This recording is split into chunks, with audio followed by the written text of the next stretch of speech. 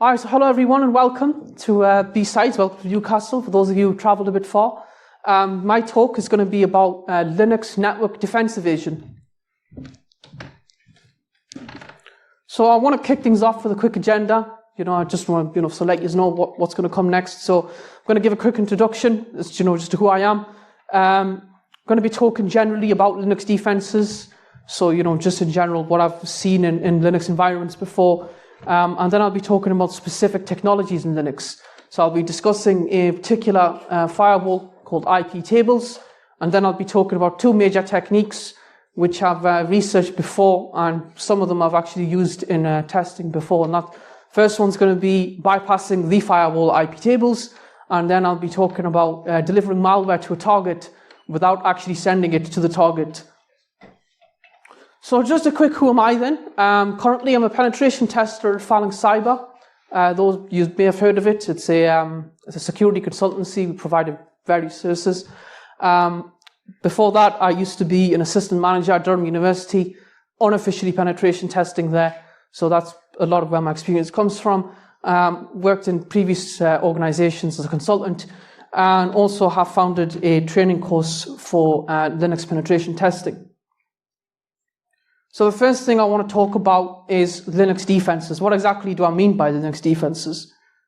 So there's three different types of Linux defenses that I want to get into. The first one is going to be network-based. All right, so when I talk about network-based, what I'm talking about is like first-line defenses, firewalls. I'm also talking about prevention systems. So some of you may have used them. We've got Bro, we've got Zeek, we've got Snort, and we've got a few others. And the purpose of these defenses are basically when a threat comes in, the idea is to block it or to prevent it or even detect it. So what would happen is threat comes in, gets detected, alarm is raised, and then it's then prevented, hopefully prevented by somebody in the operations center. Secondly, what I want to discuss is systems-based. So what is system-based? Well, that is what it says really is system-based security. So when it comes to Linux, it's built upon a kernel, and that kernel has a lot of guts inside it, and it also has a lot of flaws inside it. So system defenses focus specifically on how can we secure the kernel, how can we prevent very major attacks on Linux systems, and that also comes into tools like Wazoo, RK Hunter, one of which is deprecated, and then physical based, and that is kind of like, things like disabling USB ports. So when you're in like a data center environment, kind of things to do, things to consider, because if an attacker walks in, they've got physical access. One of the first things I'm going to try, taking the role of an adversary, try to plug in something into a USB port. Am I going to get access? Am I going to be able to execute something via the USB port? Is a cabinet unlocked? Can I literally walk up to a server? Can I actually execute commands on it? Is it unprotected? And finally, BIOS and grub passwords. So what I mean by this is system passwords, especially grub. For those of you who have used Linux before, you'll know about the grub bootloader. Very easy to spawn a root shell on something like that, get an administrative access. So one consideration to make is probably password the grub if you don't want to end up with a compromise. So today's focus, especially as I said, the two techniques I'll be talking about, it's all going to come into the network defense evasion side, because that's generally what you're going to come across when you're engaged in penetration testing. You will be attacking from the network as opposed to having physical access or even system access. That would be that would fall into more, shall we say, niche penetration tests. First of all, I want to dig a little bit more into IP tables. Now, for those of you who used Linux before, you will be aware there's a lot of technologies out there when it comes to Linux. You've got Firewall D, you've got pfSense, you've got Big IP, F5 Checkpoint. I might pronounce that wrong. There's also my favorite, which is IP tables, which is now being developed as NF tables. And what IP tables is, it's a firewall. And what a firewall is, as I said, first line of defense, the purpose of it is to prevent any attacks coming in. What kind of attacks am I talking about? So what I'm talking about is discovery attacks, any particular exotic attacks, anyone crafting particular packets, anyone attempted to do a denial of service, anyone basically trying to either get into the network or knock it down.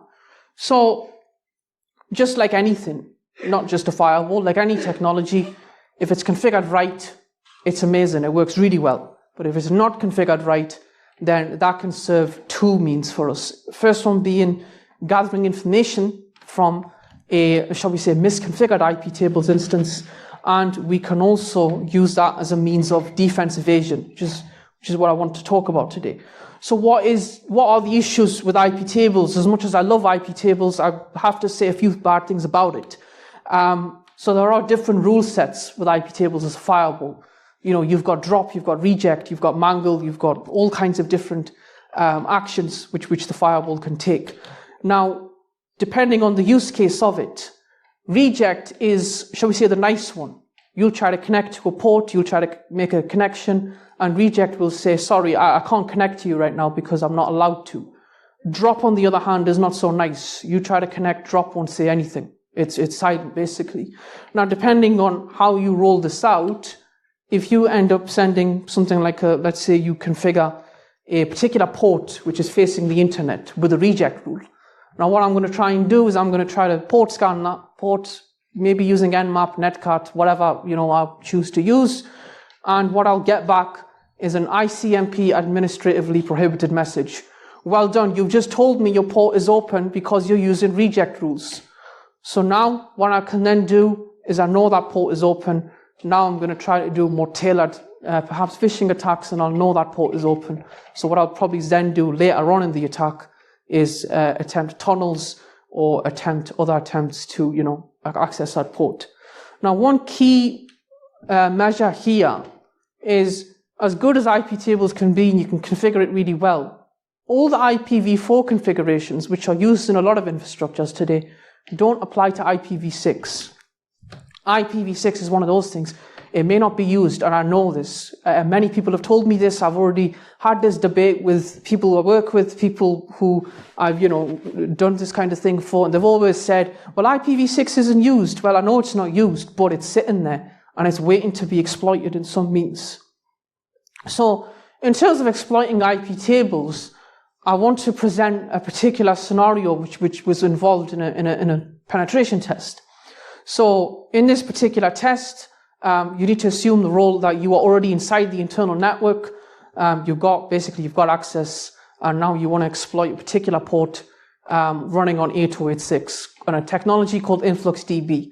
Just to give everyone a bit of background, what's InfluxDB? It's a time series database, and it can store various information. Depends what you put in it. So, you know, you would generally put things like any kind of data which needs to be tracked in terms of time. Now, what needs to be considered is that this device has been issued with firewall rules, and you can't access this port. In this particular example, I'm talking about InfluxDB. I could be talking about any other port. It applies to any other port. You know, it could apply to Secure Shell, which you can use to remotely access a host. It can apply to network file share. It can apply to any other network port which you can use to communicate with your target. Now, one thing to consider, you can't port scan the target. You can't even reach the port. Why is that? Because IP tables has been put on IPv4. And you know it's firewalled because you've already run a script. Well, what do you do now? Well, most people in this case would say, yeah, you know, it's firewalled, let's move on. But there are particular measures that you can take. So when it comes to exploiting something like IP tables, you can perform firewall enumeration from a very basic way. So you can send particular network packets, and then you can judge what is the response returned from that packet. So is it going to be a 1? Is it going to be a 0? Is it going to be something else? And then we'll know, is that particular port firewalled or not. Now, in this particular case, I used a very specific set of tools. So those of you who use Linux, you'll know Bash. I mean, I love a bit of Bash. Well, it's probably my favorite shell in Linux. And it's got a device file, which is called devtcp. Now, devtcp, you can use it for many purposes. You know, you can scan ports with it. You can drag information in and out of it. You can do a lot of things. So what I'm essentially doing here is I am sending a packet to a target on a firewalled port. So I'm going to test a particular port. I'm going to see if it's firewalled or not. Now, if the port's firewalled, should see code number 124 come back based on sending that particular packet. Now, for those of you who may want to get a bit of a visual idea of it, let's take this screenshot, for example. What I've done here is I've flushed the IP tables rules, so the firewall is now clean. I've then deliberately added a rule of port 810, and it's dropping traffic. In other words, if I contact this port, it's not going to let me in, it's not going to say anything, it's just going to hang. So what I'm going to do is I'm going to run my tool, which I showed in the previous screenshot, and it should say 124 if the port's firewalled, and then we know IP tables is potentially on this port. So now we've been able to enumerate that there is IP tables on there. So coming back to the particular scenario, what I'm essentially doing here is I'm trying to reach the host. I'm trying to reach that particular port that I said before. I want to attack this port. I want to see, I still want access even though it's firewalled.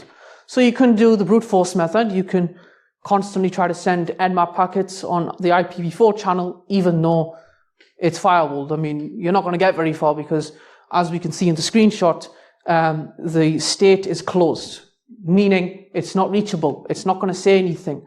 And in terms of the setup here, those of you may be wondering why I'm using proxy chains to reach the host. What's actually happening here is I'm using a SOCKS 5 proxy. So what I'm doing is I'm connecting to one host, and then I'm connecting to the host I'm intending to connect to. So I'm essentially routing all my traffic through a jump host.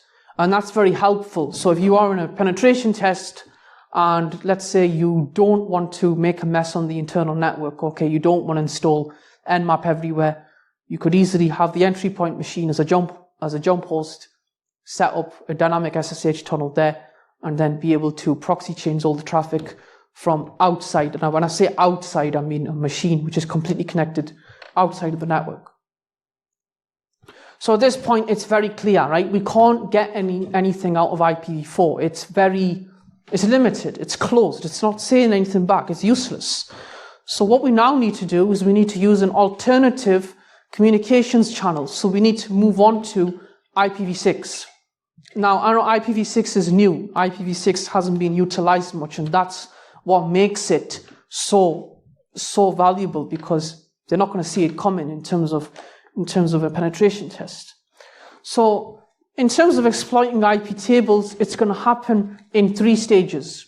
2 of those stages are going to be discovery, and then at the end, you're going to craft everything together and you're going to cook the final payload. So to run you through it, what we're first of all going to do, we're going to use IPv4, right? So we are going to use the ICMP protocol, which is going to be able to send packets to our target, discover that it's live, and then we're going to move on to using other protocols like ARP, and then we're going to use the equivalent of it, which is the neighbor discovery protocol. And then at the end, we're going to move on to creating a payload, which is going to talk to our firewall port, and we're essentially going to gain access even though it's firewalled. So that's the objective, but we need to we need to conduct certain steps to reach that goal. First thing you want to do whenever you're doing any kind of discovery, any kind of reconnaissance, one of the things that I've tended to see in especially internet-based hosts is do a quick DNS lookup. What addresses does the target hold? Do they hold several IP addresses? Are they running on a particular setup like that? Do they have an IPv6 address? I mean, if you try to do any DNS lookups on particular hosts, and then you may actually see IPv6 addresses. You may not. In this case, I tried to do an DNS lookup, and I only came back with IPv4 addresses. So in other words, that approach failed. Couldn't go any further. So what I then did was send a ping packet. So most of you have probably used ping before, just to see your internet goes down, doesn't respond, you'll quickly ping your router, you'll ping the outside, you'll ping Google, and you'll see, is this working, is it not? If it is, great, it'll be working soon. If it's not, disaster. But in this case, it's working. So you send a ping packet, and it's what it's given back. So when you send a ping packet, that then associates with the ARP protocol, and what that gives back is valuable components of information. So it gives back, first of all, the MAC address, which is the physical address of the device, and that's what we're going to need for our stages going forward. And we're also going to need the physical link in terms of where the traffic is going out, and what and that's what we're going to use in the next payloads. So, talking about a little bit about IPv6. IPv6 is the solution for IPv4. The truth is, there seems to be that IPv4 we're running out of addresses. You know, there's a shortage. Well, that's what they said recently, but I don't know when we're going to reach a shortage. But anyway, as a result, you've then got IPv6, which is the replacement. It's huge. I'm not even going to try to pronounce that number because it's that big. So that is the replacement. Now, there's one particular component of IPv6 which you can utilize within an internal network in order to perform host discovery, and that is called link local addressing. So link local addressing helps you to identify several hosts in the network using multicast addresses. And what we get out of this, or why we're doing this, is to use the NDP protocol, Neighbor Discovery Protocol. We essentially want to see who's got a link local address. I mean, that's the purpose of it. So what we're going to do then is, using the node on our internal network, or using the one which we've started the tunnel over or we've got access to, we're going to use this particular device, and we're going to send messages. We're going to send multicast messages to be able to gather who's got an IPv6 address and who's alive on the network. Now, based on reading it, I mean, to be honest, I don't really think it's very helpful when you just read it. So that's why I've got a diagram here. So the machine in the middle, which has a sort of dark blue tone to it,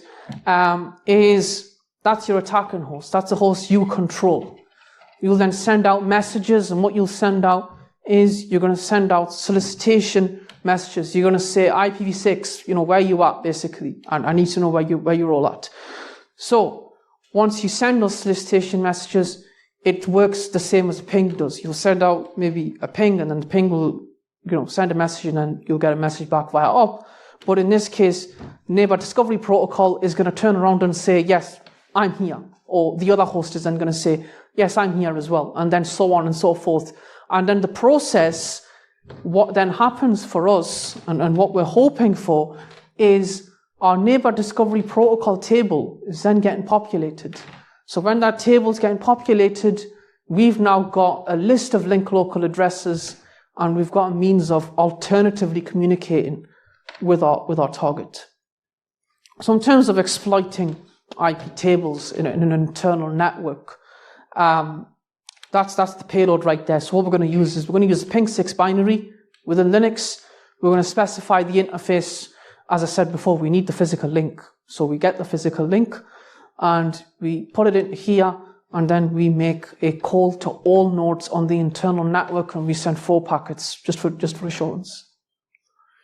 So once we send this payload, we then have to perform a little bit of filtering. You know, when it comes to internal network testing, things can get very messy very quickly. Those of you in the audience who may have done internal testing before will know for an absolute fact. Give it 5 minutes and you've already got a big mess to filter through. So what we then do is we will check our Neighbor Discovery Protocol. We will then filter down. As I said before, we needed particular parts of information. We needed an IP address, MAC address, physical link. What we're going to do now, get the IP address, get the MAC address, and these are the 2 things that we want to filter out from our Neighbor Discovery table. And as you can see, we now have the link local IPv6 address. So we are now able to communicate with this host using link local IPv6 addressing. So what is the point in that? I mean, why go through all this trouble?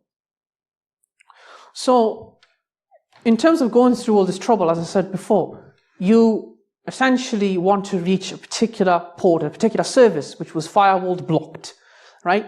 Now, using this technique and using this payload, we're now going to communicate with that service. We're now going to gain access to that service, and we are going to be able to talk to it. So the payload, as you see, we will start a call to via the link local IP address, IPv6 address, and then we will use the interface name.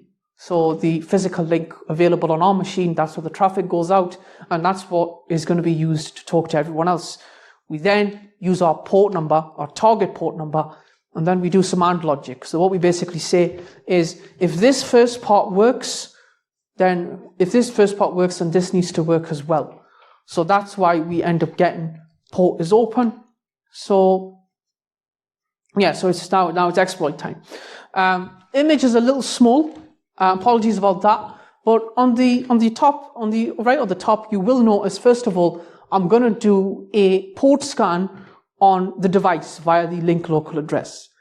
And I'm going to say, and port is open. What do you know? Port's open, because I've done it through the link local address.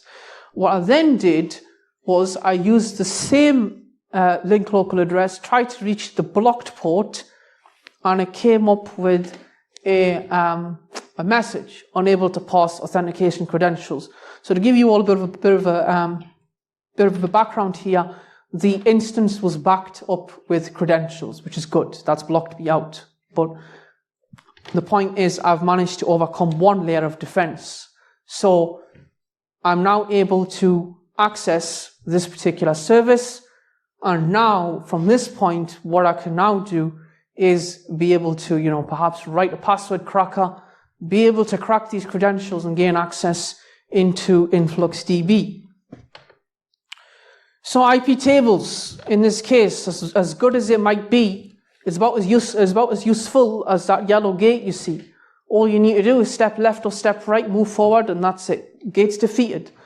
And that's because we've managed to use IPv6 as our approach to communicate with the host. Now, a bit of bonus knowledge here.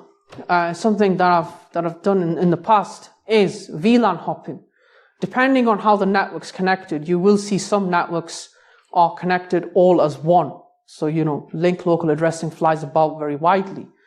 And as a result, if you keep an eye on it, you might even be able to hop into very restricted areas. So VLANs, those of you who may wonder, what are VLANs? Well, they are virtual local area networks. They are different segments of a network, and you can split them in for specific purposes. So you can have what we call a user LAN VLAN. A user LAN VLAN would be for low privileged users, do your job, and that's it. And then you've got management VLANs. Those are for administrators, people who manage the infrastructure. Using this technique, you can go from user to management because of the fact that you're using IPv6 link local addressing. It's one of those techniques that it helps you to do that. To give you a bit of a visual example, you've got the attacker on the left who's going to use their machine that they've owned inside the network. They then send a message to the other side, but they can't do that via IPv4 because it's all VLAN. VLAN 10, VLAN 20, those two are not meant to see each other. Those two aren't meant to talk.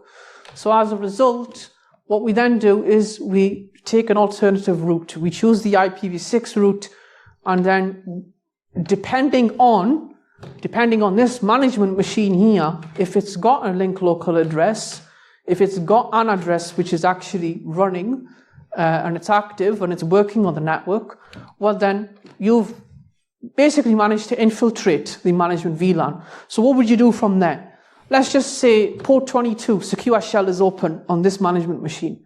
You could then perform a password crack, you could gain access into this machine, and I would never recommend to any penetration tester to do this. Please don't.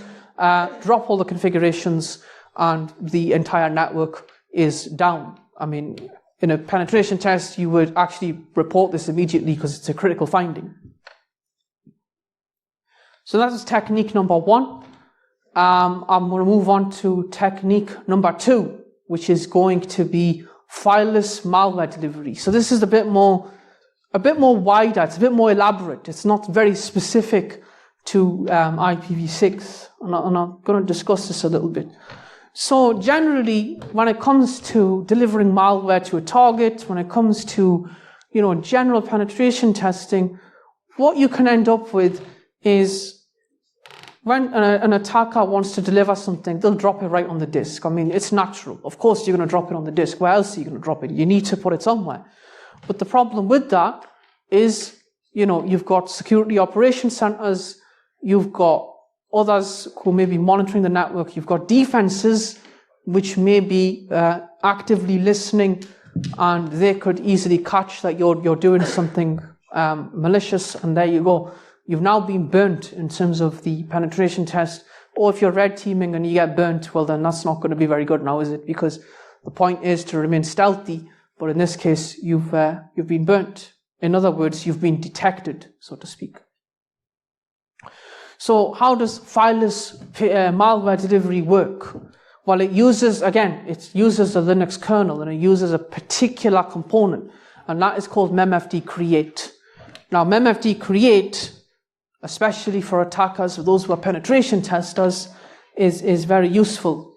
Without repeating exactly what it says, I'll try to paraphrase. What it essentially means is the way you could normally work in a normal file system. So, you would be able to write to a file, you'd be able to save a file, be able to delete a file. In the same way, you can use memfd create to be able to talk to files in memory, be able to delete files in memory, be able to append to files in memory. So as a result, it's a little more sneakier because you're not actually dropping anything on the disk, you're actually putting it in memory. So fileless payloads, and sort of like the actual contents that would be involved in the exploitation phase, they can be done using various techniques and various methods. Now, based on the research conducted and based on the findings of others, you can do this in two different ways. The first one is code packing, which in my opinion is amazing. It's portable, it's clean, and it's much more useful because you can use wider payloads with it. So what you would essentially do is you would get malicious binary, you would get a piece of malware, you would pack it up, and you would send it over the network using secure shell pipes. I'll explain soon what I mean by secure shell pipe, but to give you a rough idea, what I essentially mean is we'll get some data from our side and we'll send it across to the target over the network. We're not going to put anything on the disk, we're going to do it over the network, thanks to the capabilities of SSH. And the second technique, which I've actually utilized in this presentation, is hosting the payload on an HTTP server and having a command. Well, the HTTP server would be a command and control. A command and control would be a machine owned by the attacker. It's the machine which an attacker can use to be able to communicate with their targets and be able to do a lot of things. So how we're going to connect and how everything is going to happen, it's going to use something called a dropper payload. So a dropper, you may have, those of you who are a little bit into the malware scene, you may know that a dropper is essentially, it takes a piece of contents and it drops it into the network. So our approach, you got the attacker who is actually going to be hosting the command and control server. Now, on the command and control, they are hosting a payload. This payload can be absolutely anything. It can be to scan ports within the network, in other words, gather information. It can be a specific piece of malware to gain administrative access. It could be, never seen this before, but I imagine someone's probably going to try it at some point, maybe even put ransomware on there and be able to deliver it into a network. So what we do is we will have our dropper payload, which is going to be a Python script.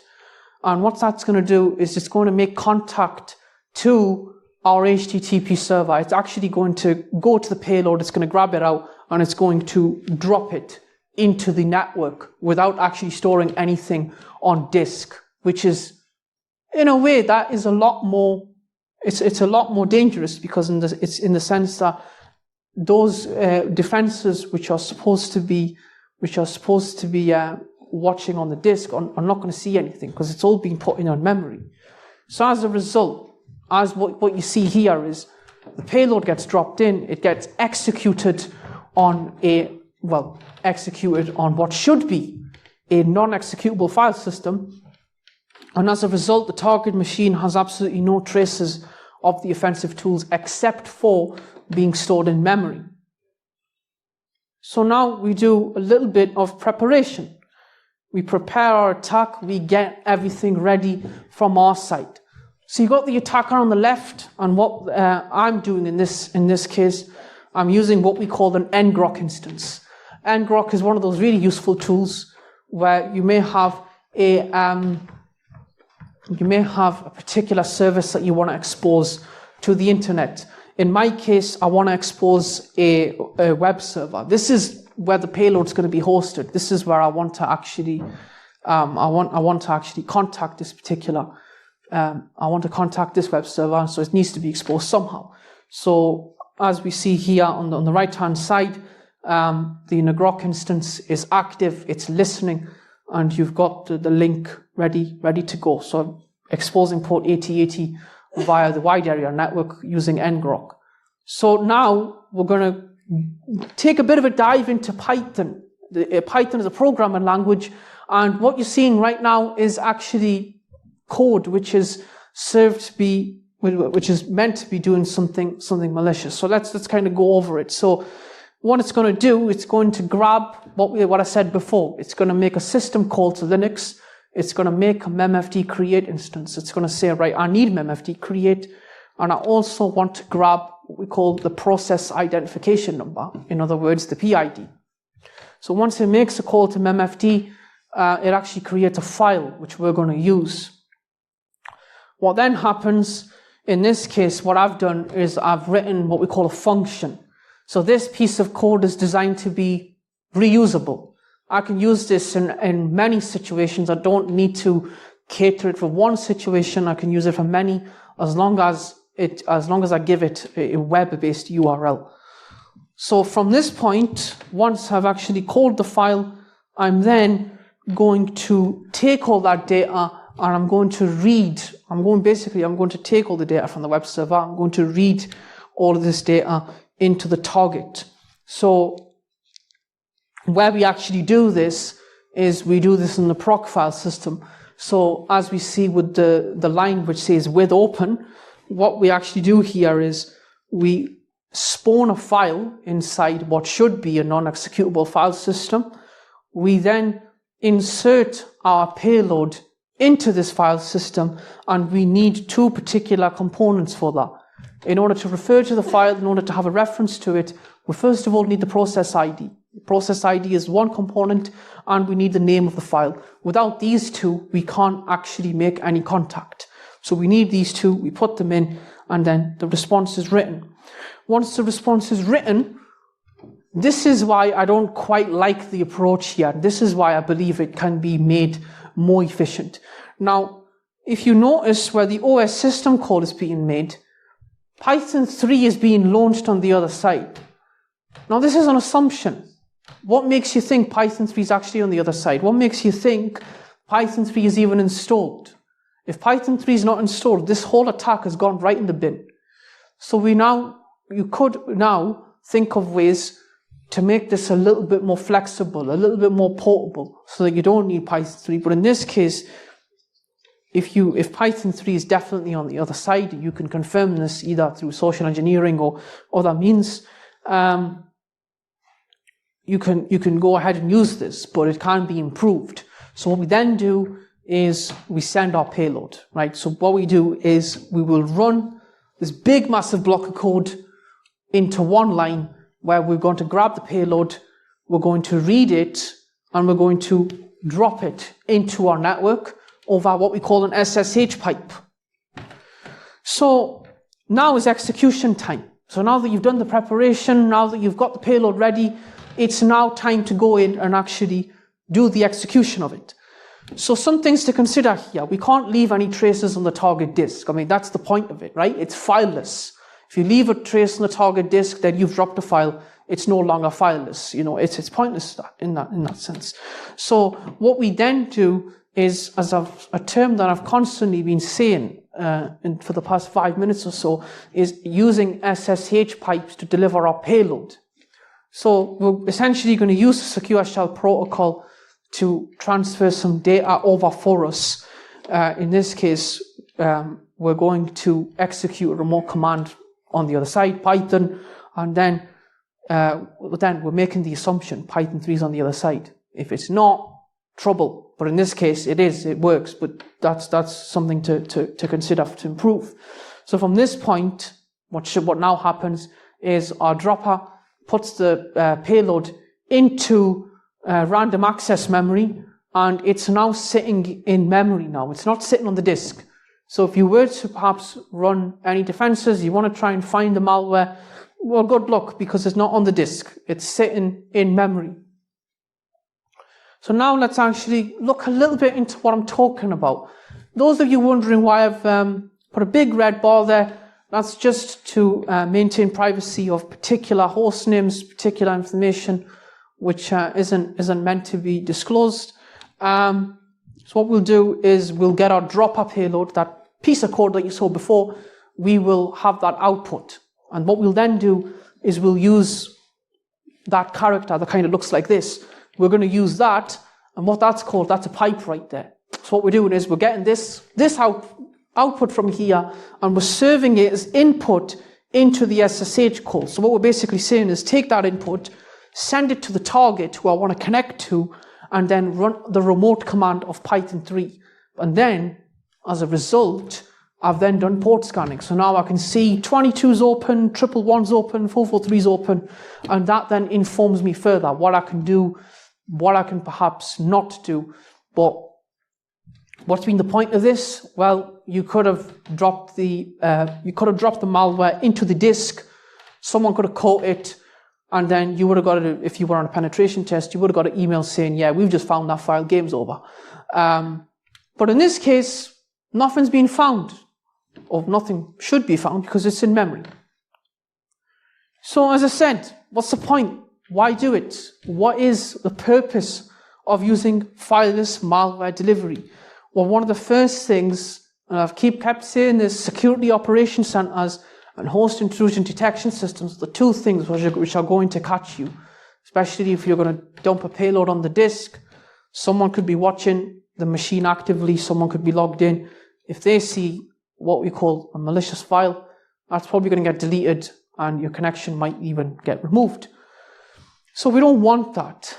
When we would generally do that is using regular living off the land practices, where we would perhaps write a script on the target environment, but that's not going to be so useful for us here because let's remember someone could be watching us.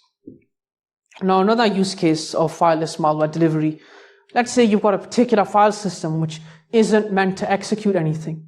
So, those of you who are Linux users, sysadmins, you will, see like no exec on some file systems that you can't execute stuff. But in this case, we can bypass the no exec flag completely because of the way the attack works. And finally, the other good thing about this, you don't need to go around deleting files, shredding files, doing all that handiwork. It's all stored in memory. Once it restarts, that's it. Once it restarts, it's gone. It's in memory, it's been flushed out. Unless, of course, someone was to recover the contents out of RAM or manage to get it soon enough, but that's another topic entirely. Now let's consider the scenario a little differently now.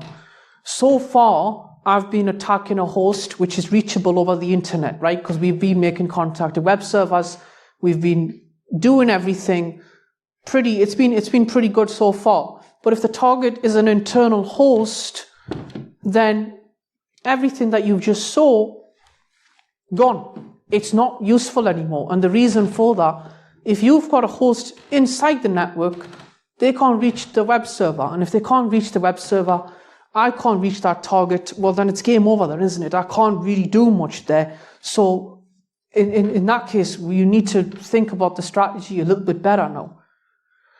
So what are the problems with our approach? Why is it so bad? What causes a problem if it's an internal host? The first thing being, the server can't be contacted from the edge. We want to send a payload direct to our internal machine. That internal machine hasn't got internet. It's probably plugged in to an internal domain controller, plugged in perhaps to an internal server, so it's not meant to be exposed to the internet. If we try to contact the outside, it's not going to know where to go. Secondly, you're not yet root. When it comes to Linux penetration testing, privilege escalation can sometimes be rare because of, in some environments, things are very heavily patched, things are very heavily updated. You're not yet root. You can't manipulate network connections. And even if you were root, you'd need to know the exact address of the device to get an internet connection. So there's a lot playing on that second point. There needs to be a lot of need to knows before you can even consider that. And finally, we could cheat a little bit. We could actually deliver the payload to an entry point machine, and then we can easily just launch the attack from the entry point machine. But then again, it's completely useless at that point. It's no longer fileless malware delivery. And the reason I say that is because you've just put a file inside the target's infrastructure, and it's no longer fileless, is the point I'm trying to make. So what's the solution? What is the solution in order to get into the internal host? What are we exactly going to do? As I mentioned before, you do see a red bar. That's just to redact particular names, just to make this a little bit anonymous, as some of the actions taken were on a real penetration test. What we do is we do a reverse SSH tunnel. Reverse SSH tunnel is, to put it in more understandable terms, SSH is secure shell. It's a protocol which you can use to remotely access other hosts. What we do with the reverse tunnel, we take a service on our side and we deliver it to anywhere else where we also have SSH access. Something to consider here, when I said before you've got internal access, in this case you've got internal access via SSH. SSH is one of those utilities, you can use it for a lot of things. And what we're going to do here, we are hosting a Python server, as you may have seen. We were hosting a Python server on AT80. We now need to give that to our target on the internal side so they can talk to it on the inside. So what we do is we go from our side and then we will actually deliver this to the other side. Now, to enlighten a little bit more, provide a little more clear light on these commands, what's going on here. Well, SSH-FN, this is pretty important. Those of you who are sysadmins, network admins, if you're using SSH, one thing I'd always recommend, never enable command execution on your tunnels. If you're going to enable command execution, a third party, someone else, a malicious insider, can easily start using your connection and start launching commands. So what this will do, this is going to background the tunnel. This is going to disable command execution. And then we get into the main part of this payload. We will take our Python server, we'll deliver it to the other side. That's where we want it to be accessed. And then of course the -J, which is what we call a jump host. So what it essentially means is you've got three devices here. You've got yourself, who is sitting on the outside. You're connected to the internet. You have an internet connection. You're reaching your target via internet, number one. Number two is the machine which you use to enter the internal network, number two. Number three is this machine that we want to reach. So using this payload and using the jump proxy, what we're essentially doing is payload starts from here, jumps to here, and then jumps to here, which is why we use -J, because we go from 1, 2, 3. Tunnels being formed, and now we have direct communications from ourselves to the target using SSH. So then let's do a quick check, right? So I've done a quick check on the remote side just to confirm. Can I actually reach this server? Can I actually pull this off? Yes, I can. Being logged into the other side, what I've done is I've first of all checked Is the processor live? Is it open? Is the port available? Yes, it is. Can I reach the server? So do a quick, what we call curl. In other words, make a quick HTTP request, reach the server, and then... Just like that, we're going to start overrunning. All right. Okay. Try to be quick.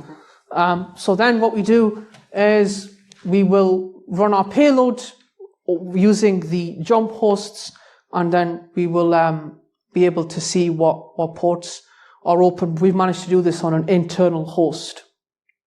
Now, something to quickly consider is the big change that we've made is to go from a web server. We've now made the host internally available on 127.0.0.1 because of the tunnel.